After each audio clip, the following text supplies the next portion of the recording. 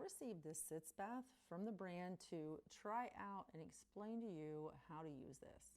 First thing to note is it does come with a bag to store it in. It also comes with instructions to help you understand how to use it. I actually understand the importance of using a Sitz Bath.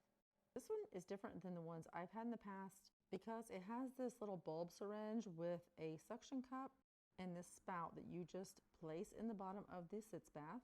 Just put downward pressure on the Sitz Bath to completely open it. And you just want to feed the tube through the top hole there and through one of the holes in the back. And then press the tube down in those little spaces that are meant to hold the tube.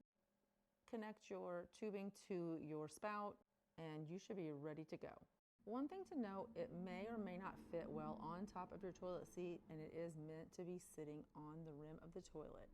You can use this whichever way works best for your toilet. You'll just have to try out whichever way works best.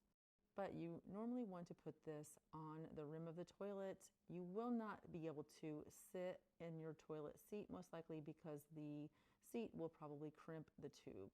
So just be sure to clean your toilet rim before doing your Sitz Bath. Be sure that your hoses are all placed in the right spots so that there's no problem while you're trying to use your Sitz Bath. And you want to place the hottest water that you can tolerate or the recommended temperature that your doctor prescribes. And as you can see here, those holes are meant to be overflow. So depending on your toilet seat, if you decide to place this on top of your toilet seat, the water needs to be able to go back down into the toilet. So for this use case, I'm going to place the Sitz Bath on the rim of the toilet. It probably should be used anyway. And as you can see, the splashing makes sure that the water goes back into the toilet without a big mess. So one thing I want to note about this is if you just squeeze the bulb, it's basically forcing air through the tube and it's going to create the little fountain effect.